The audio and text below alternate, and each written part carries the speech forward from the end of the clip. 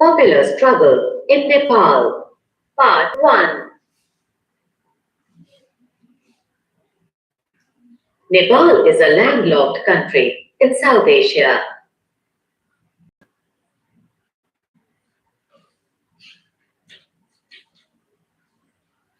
Nepal can boast of having 8 of the world's 14 highest mountains, including Mount Everest.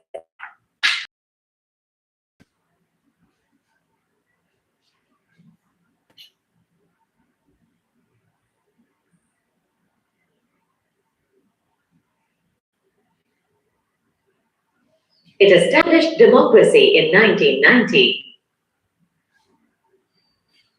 Became a monarchy.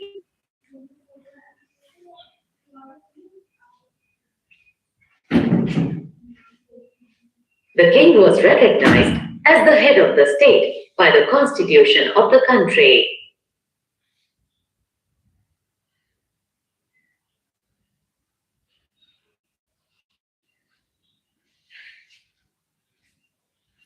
However, on June 1, 2001, King Birendra was killed in a mysterious way, and his brother Gyanendra inherited his throne.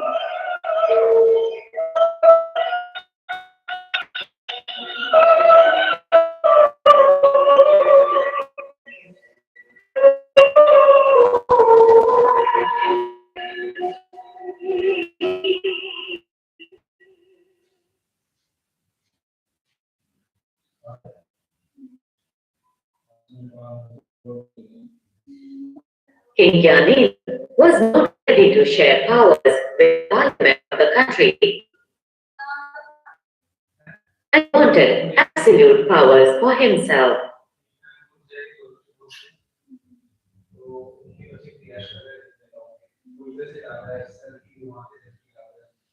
In February 2005, he dismissed the entire government and assumed full executive powers.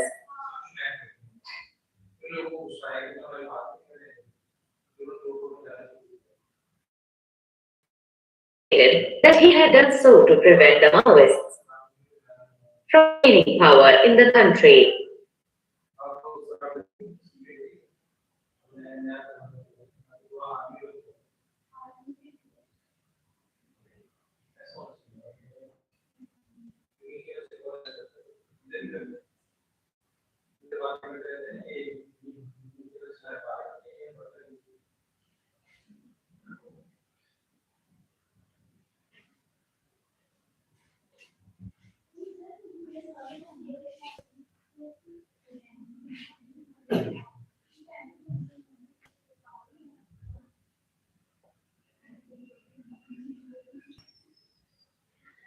Popular struggle in Nepal.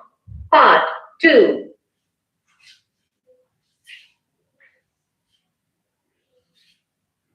In January 2006, all the major political parties came together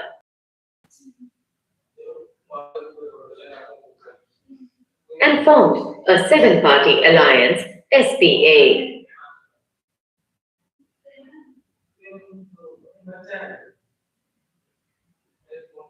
The Maoists also joined them.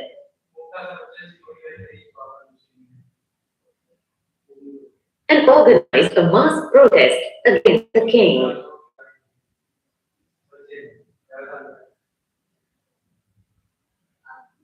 Thousands of people also supported their movement and came to the streets to protest against the king.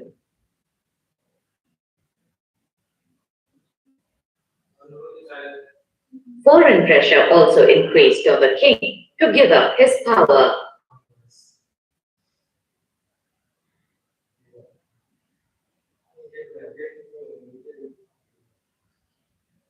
Finally, in April 2006,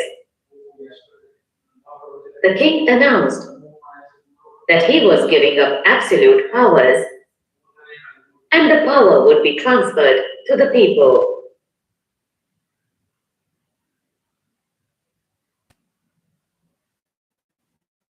The seven-party alliance Prasad Koirala as the makeshift Prime Minister of the country.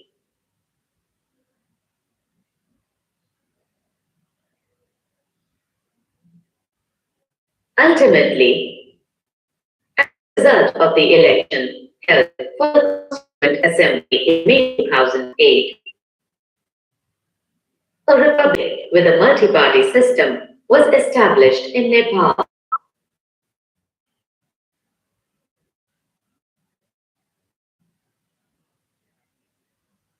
The Maoists formed the government with Prachanda as the Prime Minister, or the head of the government, and Ram Basan Yadav as the President, or the head of the state.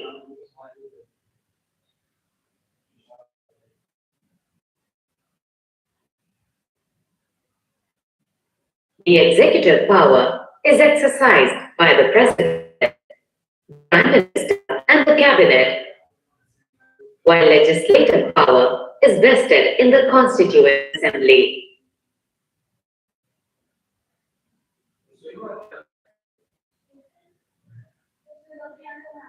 The struggle for democracy in Nepal is a source of great inspiration for Democrats all over the world.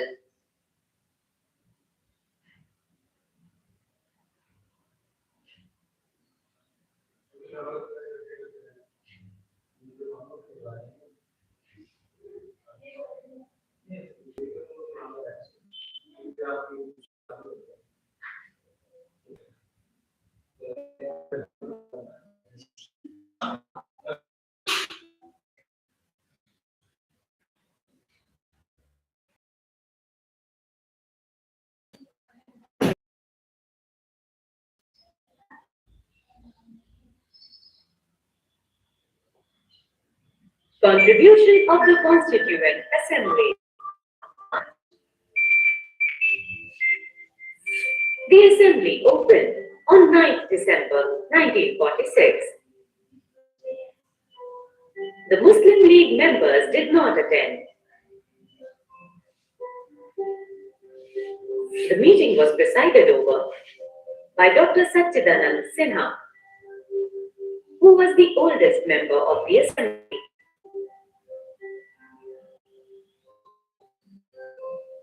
Few days later, Dr. Rajendra Prasad was elected President of the Constituent Assembly, and all further deliberations of the Constituent Assembly were chaired.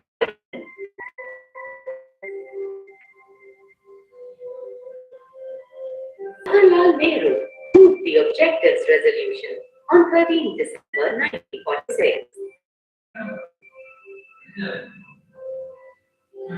It envisaged a federal polity with residuary powers vesting in the autonomous units and sovereignty belonging to the people.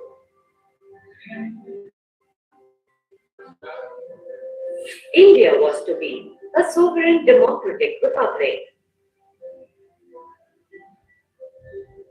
Freedom of thought, expression, belief, faith, worship, vocation, association, and action were to be guaranteed to all the people, along with adequate safeguards, minorities,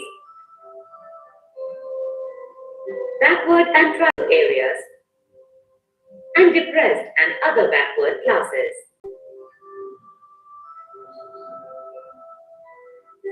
As aforesaid, the Muslim League did not attend the Constituent Assembly, thus constituted.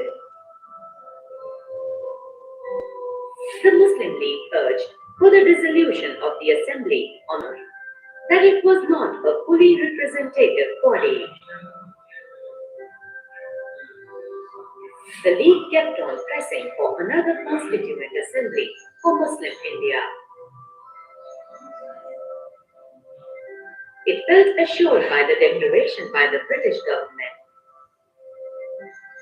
that if the Constituent Assembly failed to work out a constitution in accordance with the proposal made by the Cabinet Mission Plan,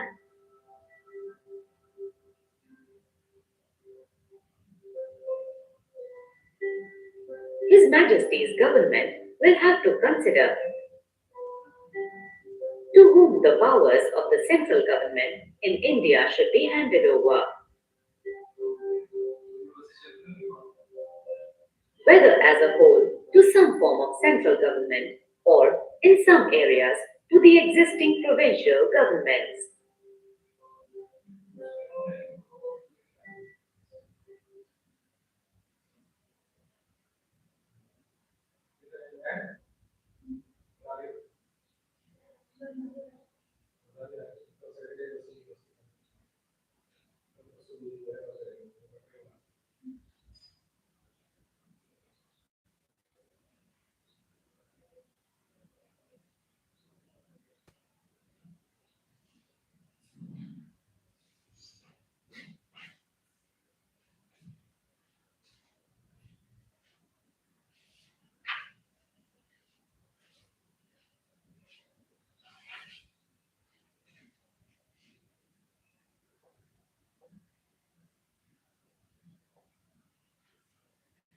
Contribution of the Constituent Assembly, Part 2.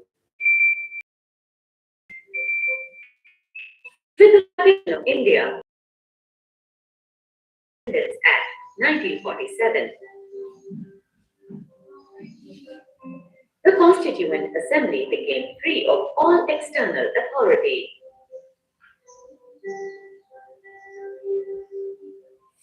It became a fully sovereign body.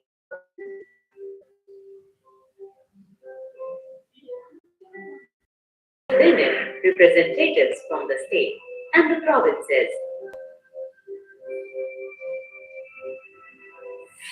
Since a new parliament could be elected only after the new constitution had come in operation,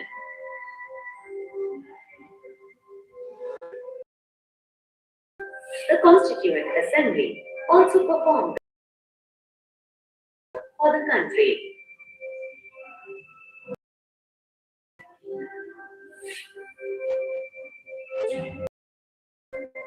The work of constitution making was finalized on 26 November 1949.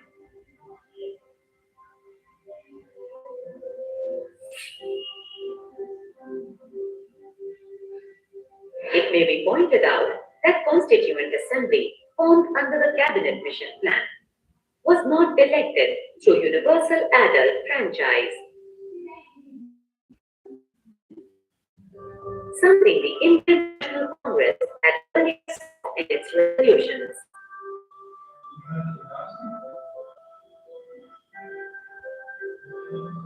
In a similar situation, a referendum had been held in Ireland to seek people's approval. The omission, however, did not make much difference, considering that when the first general elections were held in 1952,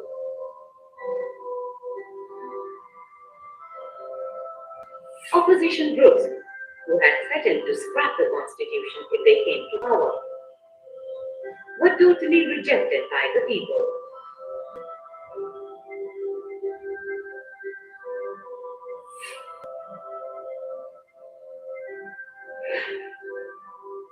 This constitution should have its roots,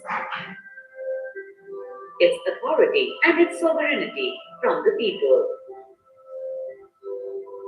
Dr. B.R. Ambedkar.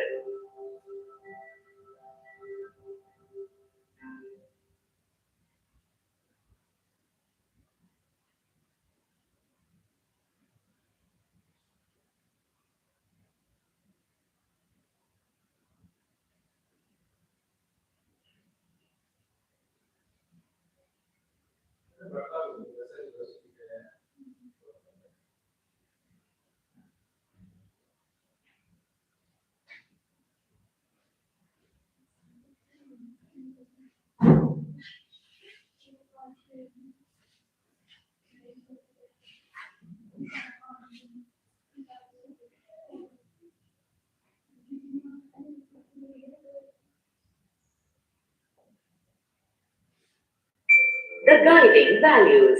Philosophy of the Indian Constitution. Part 1. The philosophy of the Constitution is reflected in the preamble, which reads as follows.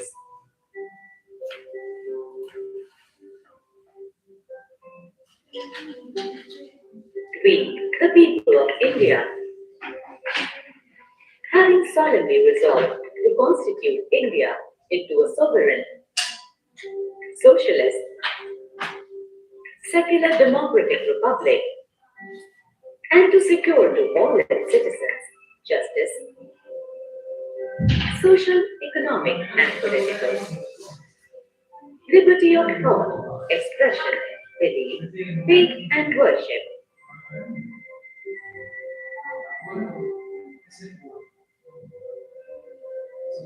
equality of status and of opportunity, and to promote among them all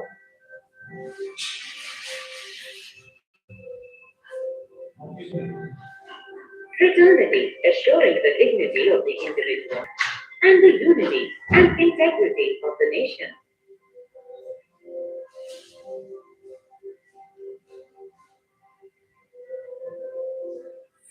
In our Constituent Assembly, this 26th day of November, 1949, do hereby adopt, enact, and give to ourselves this Constitution.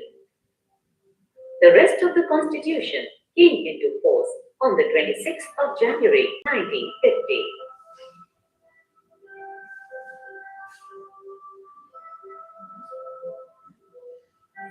The Constitution thus derives its authority from the people of India and is not a gift of the British Parliament.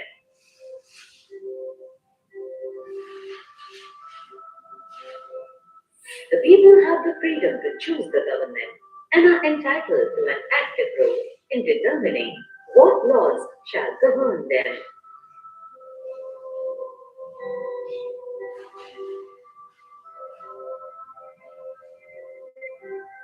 The primary and natural rights of the people are to be respected by the authority of the government.